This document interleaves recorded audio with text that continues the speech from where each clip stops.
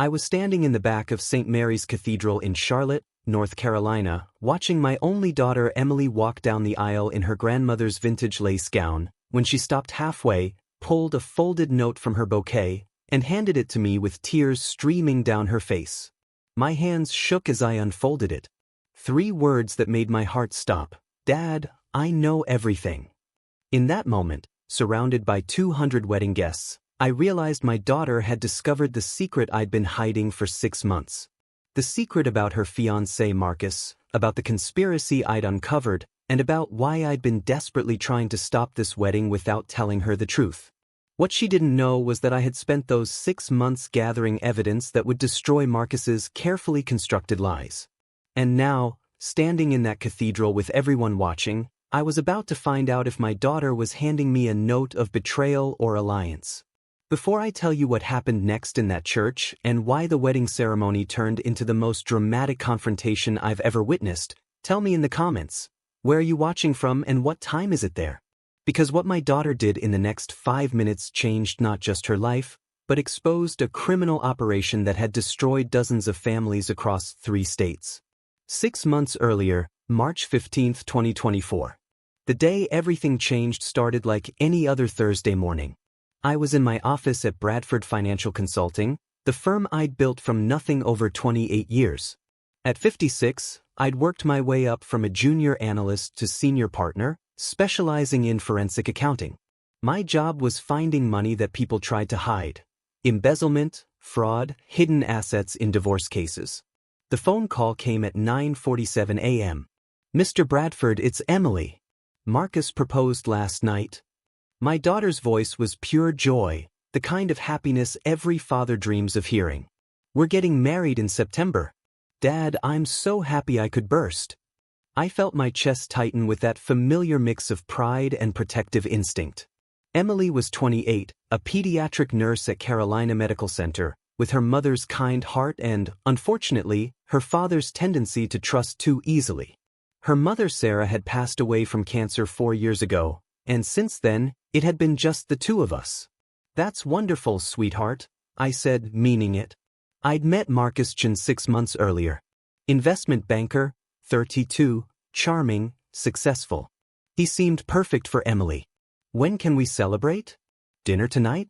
You, me, and Marcus. The Oak Room at 7? I'll be there. But I wasn't prepared for what Marcus would ask me that night. The Oak Room was Emily's favorite restaurant, the place I'd taken her for every major milestone since she was 12. As I watched her glow with happiness, Marcus leaned forward with that confident smile of his. Richard, there's something I'd like to discuss with you. He glanced at Emily, who squeezed his hand encouragingly. I'm starting my own investment fund. High-yield opportunities for exclusive clients. I was hoping you might consider investing. Maybe even becoming a founding partner. I'm a forensic accountant. Red flags are my specialty. And something about the way he said, high-yield opportunities, made my instincts twitch. Tell me more about the fund structure, I said carefully. Marcus pulled out a sleek presentation folder. Conservative investments with guaranteed returns of 12 to 15% annually. I've already secured commitments from several major clients. With your reputation and network, we could. Guaranteed returns of 12 to 15%? I interrupted. My professional alarm bells were ringing now. Marcus, you know as well as I do that no legitimate investment can guarantee those kinds of returns. The market doesn't work that way. His smile tightened slightly. These aren't traditional market investments, Richard. This is opportunity-based wealth management. Emily touched my arm. Dad, Marcus is brilliant at this. His clients love him. He's made them so much money. I looked at my daughter's hopeful face and made a decision that would save her life, even though she'd hate me for it at first. Send me the full prospectus, I said. I'll review it professionally. But Emily, sweetheart, you know I never mix family and business. Marcus's smile didn't reach his eyes. Of course, professional review. I'd expect nothing less from Charlotte's best forensic accountant. That night, I sat in my home office in Dilworth, poring over the materials Marcus had sent. By midnight, by 2 a.m., I was certain. By dawn, I was making phone calls to contacts at the SEC and FBI. Marcus Chun wasn't running an investment fund. He was running a Ponzi scheme. The prospectus was beautifully crafted, professionally designed, completely fraudulent. Fake client testimonials. Fabricated returns. Shell companies registered in Delaware and Nevada. The guaranteed returns were being paid with new investors' money, classic Ponzi structure. But it was worse than that. Much worse. My contact at the SEC, Director Janet Morrison, called me back on Monday morning. Her voice was grave. "Richard, we've been watching Marcus Chun for 8 months. He's not just running a Ponzi scheme. He's part of a romance fraud operation. They target successful single women, particularly those who've inherited money or have substantial savings. The pattern is always the same: whirlwind romance, quick engagement, get access to finances, drain everything, disappear." My blood ran cold. How many victims? 17 that we can confirm across North Carolina, South Carolina, and Virginia. Total losses exceeding $12 million. 3 women have attempted suicide after being financially destroyed. 1 succeeded. I gripped the phone so hard I heard the plastic crack. My daughter is a nurse. She has her mother's life insurance, about $300,000, plus savings. She just put him on her accounts last month as her fiancé. Janet's silence said everything. "Richard, I'm so sorry. But here's the problem. We don't have enough evidence yet to arrest him. He's careful. Uses encrypted communications. Multiple identities. The moment we approach any victim, he vanishes. We've lost him twice before. What do you need?" "We need someone on the inside. Someone he trusts. Someone who can document everything." She paused. "We need your daughter, but we can't approach her. If Marcus suspects anything, he'll disappear with her money and move on to the next victim." I finished. "Which means I can't tell Emily. If she confronts him, if she shows any suspicion, we lose everything." "Exactly. Richard, I know this is asking the impossible. Tell me what you need me to do." For the next 6 months, I lived a double life. By day, I was the supportive father, helping Emily plan her dream wedding, smiling through cake tastings and venue tours. By night, I was working with the FBI to build an airtight case against the man who planned to destroy my daughter. The investigation revealed horrors I couldn't share with Emily. Marcus Chun wasn't even his real name. He was Michael Thornton, born in Cleveland, with a criminal record stretching back 15 years. Identity theft, fraud, forgery. He'd served 3 years in Ohio for running investment scams before. His current partner was someone I'd never suspected, Rebecca Walsh, Emily's new best friend from her yoga class. Rebecca was the spotter, the one who identified vulnerable women with money. She'd befriended Emily deliberately, engineered the chance meeting with Marcus at a charity gala 6 months ago. Together, they'd done this 17 times. Each time, the pattern was identical. Rebecca befriends the target, Marcus sweeps in with romance, quick engagement, access to finances, clean out the accounts, stage a dramatic disappearance with some excuse, job transfer, family emergency, death of a relative, and vanish.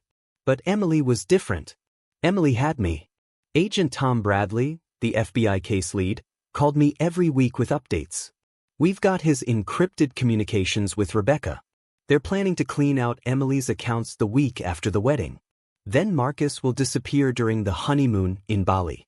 He'll claim he was kidnapped, maybe killed. By the time Emily realizes what happened, he'll be in Thailand with a new identity. How much time do we have? The wedding is September 21st. We need to catch them in the act, with evidence so solid they can't escape. That means letting this play out until they actually move the money. You're asking me to watch them rob my daughter. I'm asking you to trust us to stop them at exactly the right moment. His voice softened. Richard, I have a daughter too. I swear to you, we will protect Emily. But we need definitive proof of wire fraud, identity theft, conspiracy. We need them to transfer the funds. Then we move. I spent those months watching Marcus manipulate my daughter. Watching him play the perfect fiancé while planning to destroy her. The hardest moment came in July when Emily asked me to walk her through her finances. Marcus thinks we should consolidate everything, she said, showing me statements. Put it all in a joint investment account he's setting up. He says with his expertise, we could double my mom's life insurance money in 2 years. Dad, think what that would mean. We could buy a house, start a family. I looked at those statements. $320,000 total. Everything Sarah had left for our daughter's future. Everything Emily had saved working double shifts at the hospital. Sweetheart, this is a big decision. I chose my words carefully, knowing the FBI was listening through the wire I'd been wearing for 3 months. Why don't you wait until after the honeymoon? Give yourself time to think about it as a married couple.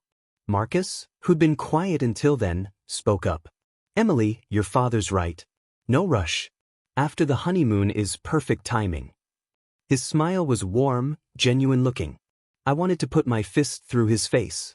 But I hugged my daughter, told her I loved her, and went home to watch the surveillance footage the FBI had captured that afternoon. In it, Marcus and Rebecca sat in his apartment, laughing. The old man's more cautious than we thought, Rebecca said. But it doesn't matter. Once they're married, Emily controls her own finances. We clean out the accounts during the honeymoon, stage the kidnapping in Bali, and we're done.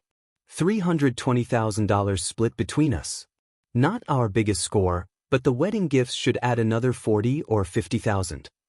Marcus clinked his glass against hers. To wife number 6. May she be as profitable as the others. I watched that video 12 times that night. Each time, my rage grew colder, more focused. They were counting on me being helpless. They'd never investigated the father of their target before. They didn't know that I'd spent 28 years finding hidden money, tracking fraud, building cases that destroyed criminals. They'd made a fatal mistake. They'd underestimated a father's love. By August, we had everything. Bank records showing Marcus's previous identities. Testimony from 2 previous victims who'd agreed to testify. Encrypted communications between Marcus and Rebecca planning Emily's wedding present robbery. We even had evidence connecting them to a larger criminal network operating across the Southeast. But Agent Bradley wanted more. He wanted to catch them in the act, at the wedding, in front of 200 witnesses. He wanted a case so airtight that no lawyer could create reasonable doubt. We execute the arrest during the reception, he explained in our final planning meeting. After the ceremony, after the first dance. Right when Marcus asks Emily to sign the account transfer forms. He's planning to have her sign them as her first act as his wife. We've got agents positioned as catering staff, guests, even the photographer. The moment he produces those forms, we move. What about Emily? I asked. She's going to be devastated. Humiliated in front of everyone she knows. Richard, she's going to be devastated either way. But this way, she's surrounded by people who love her. This way, she sees justice happen immediately. This way, she never doubts that you were protecting her. Does she have to know I was investigating him for 6 months? That I knew and didn't tell her? Bradley looked at me with something like pity. She's going to figure it out. You've been wearing a wire for 3 months. You've been at every meeting. When she thinks back, she'll realize you were always there, always asking questions, always protecting her. He paused. The question is, will she forgive you for not warning her? I didn't sleep the night before the wedding. In my home office, surrounded by years of evidence, I wrote a letter to Emily. Everything I couldn't say. Everything I'd done and why. I sealed it and put it in my jacket pocket. Just in case she needed to hear it in my words. September 21st, 2024. The wedding day arrived with perfect September weather. Clear skies, temperature in the mid-70s. St. Mary's Cathedral looked beautiful, decorated with white roses and candlelight. Emily's dream wedding. I got dressed in my tuxedo alone in my house in Dilworth. The same house where Sarah and I had raised Emily. The same house where Emily had practiced walking in high heels before prom. The same house where she'd cried in my arms after her mother's funeral. My phone buzzed. Agent Bradley, teams in position. Agents posing as photographer, Agent Kim. 2 catering staff, Agents Rodriguez and Chen, plus 4 guests scattered throughout. Marcus and Rebecca have no idea. When you're ready, give the signal. I drove to the cathedral at 2 p.m. The wedding was set for 4 p.m. I found Emily in the bridal suite, surrounded by her bridesmaids, looking breathtakingly beautiful in Sarah's restored wedding gown. Dad. She stood when I entered, tears already forming. Mom would have loved this. She's here, sweetheart. I kissed her forehead, breathing in the scent of her perfume, trying to memorize this moment before everything shattered. She's so proud of you. Are you proud of me? Her question was so unexpected, so vulnerable. Every single day of your life. I meant it with everything in me. She hugged me, and I felt the weight of all the secrets I'd carried for 6 months. In a few hours, she'd know everything. In a few hours, she'd either understand why I did this, or she'd hate me forever. At 3:45 p.m., guests began filling the cathedral. I spotted the FBI agents in their positions. Agent Kim with her camera. Agents Rodriguez and Chin checking the reception hall. The 4 guests scattered strategically throughout the pews. At 3:55 p.m., I stood at the back of the church with Emily, her arm linked through mine. Through the open doors, I could see Marcus waiting at the altar in his custom tuxedo, that confident smile on his face. Next to him, his best man, another con artist, according to the FBI. In the front row, Rebecca Walsh, Emily's best friend, dabbing fake tears. Ready, sweetheart? I asked.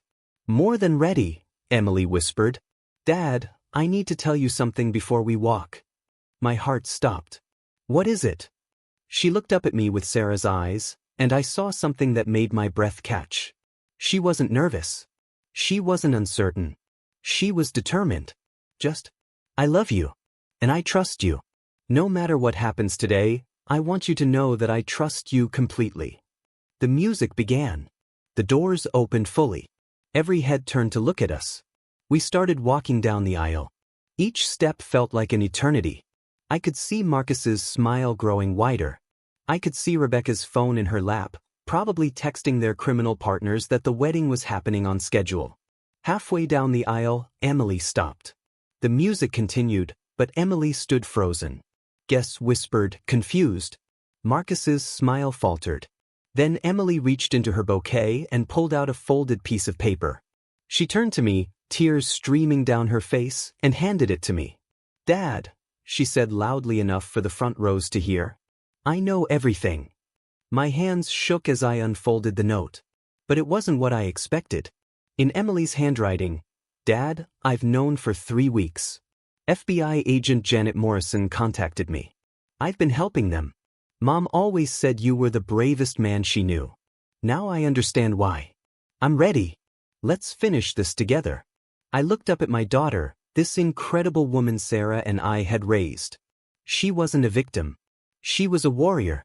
Emily turned to face Marcus, who was now walking down the aisle toward us, concern and confusion on his face. Marcus, Emily said, her voice clear and strong in the silent cathedral. Or should I call you Michael Thornton? The color drained from his face. Emily, what are you? Cleveland, Ohio. 3 years in prison for investment fraud. 17 victims across 3 states. $12 million stolen. 3 attempted suicides. 1 successful. Her voice never wavered. Did I miss anything? Rebecca stood up, phone in hand, already moving toward the exit. But Agent Rodriguez was there, badge out.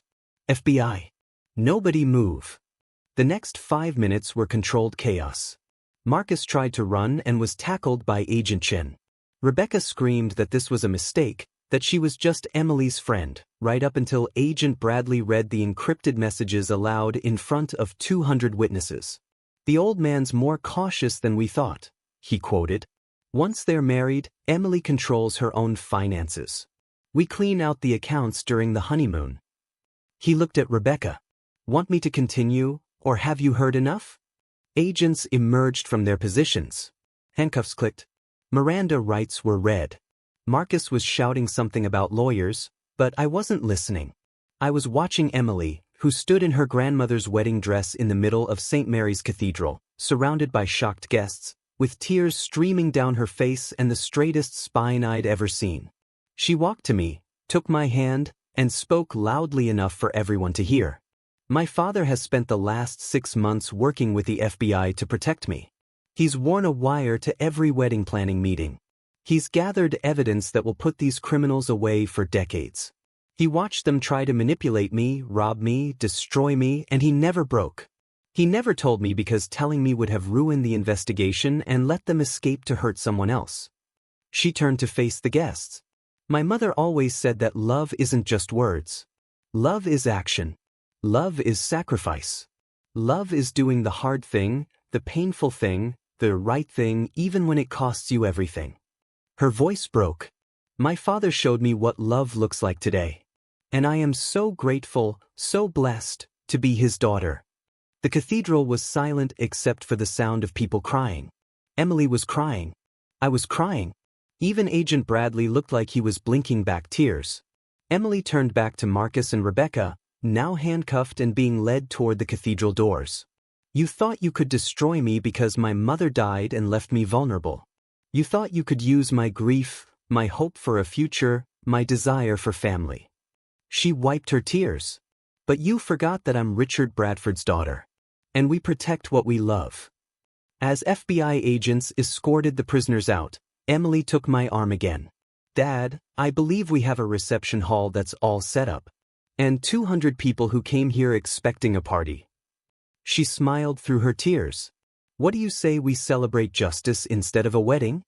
I looked at my daughter, this magnificent, strong, brave woman, and felt Sarah's presence so strongly it took my breath away. Your mother would love that.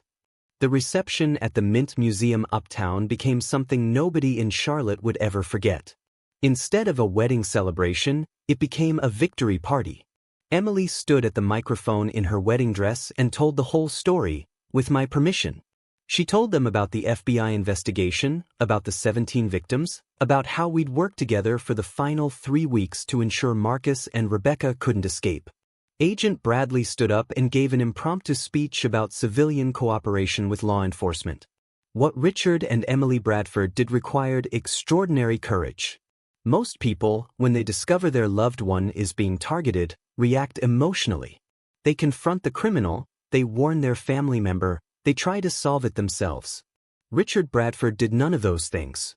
He came to us, he followed protocol, he trusted the system. Because of that, we didn't just save Emily. We stopped a criminal operation that would have continued to destroy families across the Southeast. The next day, Sunday morning, Emily and I sat on my back porch in Dilworth, drinking coffee in the September sunshine.